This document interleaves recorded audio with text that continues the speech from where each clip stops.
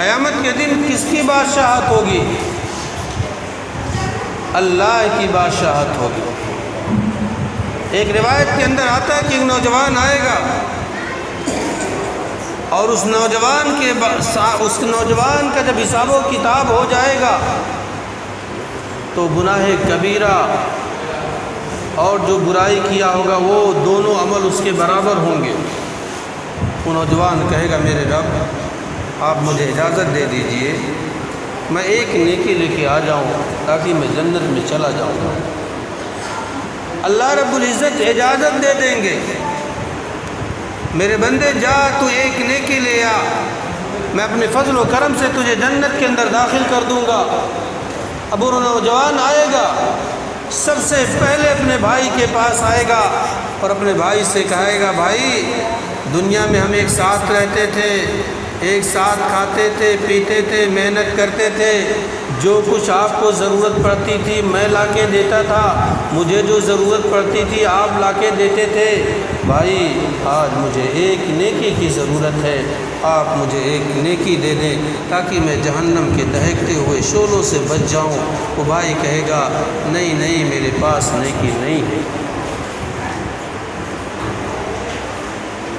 پھر وہ نوجوان مایوس ہو کر اپنے باپ کے پاس جائے گا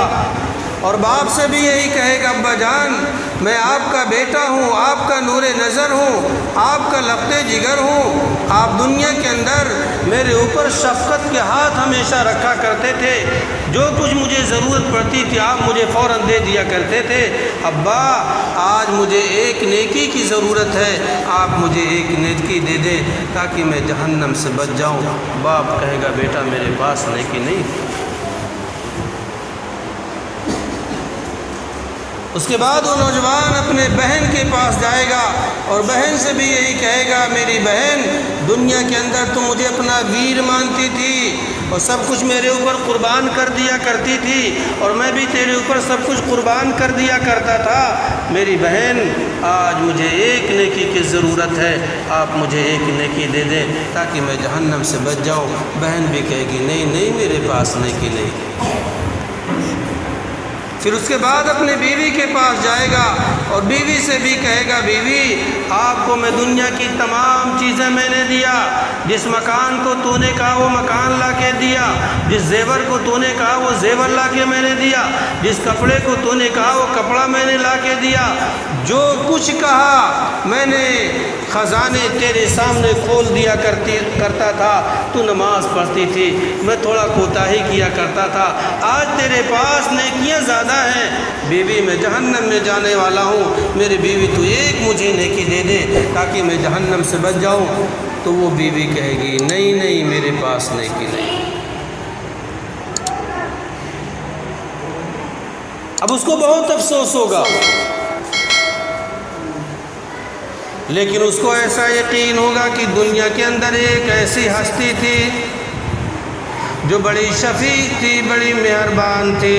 بڑی محبت کرنے والی تھی، رات کے اندر اگر میں بستر پہ پیشاب کر دیا کرتا تھا تو رات کے اندر اس پیشاب کو صاف کیا کرتی تھی، مجھے سوکھے کپڑے پہ لٹایا کرتی تھی، اپنے آپ کو گیلے کپڑے پہ لیٹ جایا کرتی تھی، اتنی شفیق تھی، اتنی محبت کرنے والی تھی، اتنا میرے اوپر قربان ہونے والی تھی، سب کچھ میرے اوپر نچھاور کر دینے والی تھی۔ میرے دوستوں وہ اپنی ماں کے پاس جاتا ہے اور ماں سے بھی یہی بات کہتا ہے میری ماں میں آپ کا بیٹا ہوں، آپ کا نور نظر ہوں، آپ کا لخت جگر ہوں، میری ماں مجھے آج ایک نیکی کی ضرورت ہے، آج مجھے ایک نیکی دے دے تاکہ میں جہنم کے دہکتے ہوئے شعلوں اور انگاروں سے میں بچ جاؤں۔ ماں کہتی ہے بیٹا میرے پاس نیکی نہیں۔ وہ نوجوان روئے گا، چیخے گا، چلائے گا اور اپنے دامن کو پھیلائے گا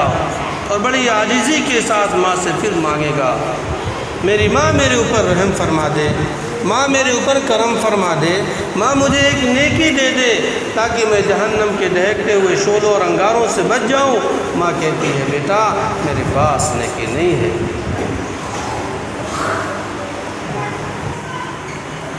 اب میرے دوستو اس نوجوان بہت افسوس کرے گا مایوسی کی حالت میں، غمگینی کی حالت میں وہ جب دیکھے گا کہ بھائی نے مجھے ایک نیکی نہیں دی، باپ نے مجھے ایک نیکی نہیں دی، بہن نے مجھے ایک نیکی نہ دی، ماں نے مجھے ایک نیکی نہ دی، اتنا افسوس کرے گا، اتنا افسوس کرے گا کہ اپنے منہ سے اپنی انگلیوں کو چبانا شروع کرے گا، چباتے چباتے کونیوں تک لائے گا اور کہے گا یا لیتنی لم اتخذ فلانا خلیلا، کاش کہ میں فلاں کو دوست نہ بنایا ہوتا، کاش کہ میں فلاں کے راستے پہ نہ چلا ہوتا، کاش کہ میں اللہ اس کے رسول کے حکموں کے مطابق زندگی گزارا ہوتا۔ افسوس کرے گا اور اپنے ہاتھ، اپنی زبان سے، اپنے دانتوں سے انگلیوں کو، ہاتھوں کو چبائے گا اور پھر یہ کہے گا کہ کاش میں اللہ اس کے رسول کے حکموں پہ چلا ہوتا۔ کوئی نیکی دینے والا نہیں ملے گا۔ کیوں بھائی؟ اس لیے کہ اللہ نے ہمیں میسج دے دیا، اللہ نے قرآن کریم میں ہمیں پیغام دے دیا، یوم یفر المرء من اخیہ وامہ وابیہ وصاحبتہ وبنیہ۔ وہ دن ایسا دن ہوگا جس دن بھائی بھائی سے جدا ہوگا، ماں بیٹی سے بھاگے گی، بیٹی ماں سے بھاگے گی، باپ بیٹے سے نفرت کرے گا، شوہر بیوی سے الگ تھلگ ہوگا، بیوی شوہر سے کوسوں دور بھاگے گی۔ میرے دوستو، وہ دن ہم سب کے سامنے آنے والا ہے۔ اس دن کے آنے سے پہلے اگر ہم نے جو قرآن کریم کی یہ چھوٹی سی آیت میں نے تلاوت کی ہے، فَمَنْ يَعْمَلْ مِثْقَالَ ذَرَّةٍ خَيْرًا يَرَى وَمَنْ يَعْمَلْ مِثْقَالَ ذَرَّةٍ شَرًّا يَرَى، یہ سب سے زیادہ ڈرا دینے والی، تھرا دینے والی، خوف دلا دینے والی اگر کوئی آیت ہے تو یہ آیت ہے۔ اگر یہ ایمان والا اپنی زندگی، آخری زندگی کی تیاری کرے گا تو یقیناً وہ انسان کامیاب ہوگا، اور اگر غفلت کی زندگی ہوگی، لاپرواہی کی زندگی ہوگی، سستی کی زندگی ہوگی تو میرے دوستو وہاں کوئی ایک نیکی دینے کے لیے تیار نہیں ہوگا۔ باپ بھی بھاگے گا، بیٹا بھی بھاگے گا، ماں بھی بھاگے گی، بہن بھی بھاگے گی، کوئی ایک نیکی دینے کے لیے تیار نہیں ہے۔ اس لیے ہم سب اس آخرت کی تیاری کرنے کی فکر کریں۔ اللہ تعالیٰ ہم تمام لوگوں کو عمل صالح کرنے کی توفیق نصیب فرمائے۔ اللہ جب تک اس دنیا کے اندر رکھے، آنے والی تمام آفات، بلا، پریشانی سے اللہ ہم سب کی حفاظت فرمائے۔ اللہ 5 وقت کی نماز کے اہتمام کی توفیق نصیب فرمائے۔ جو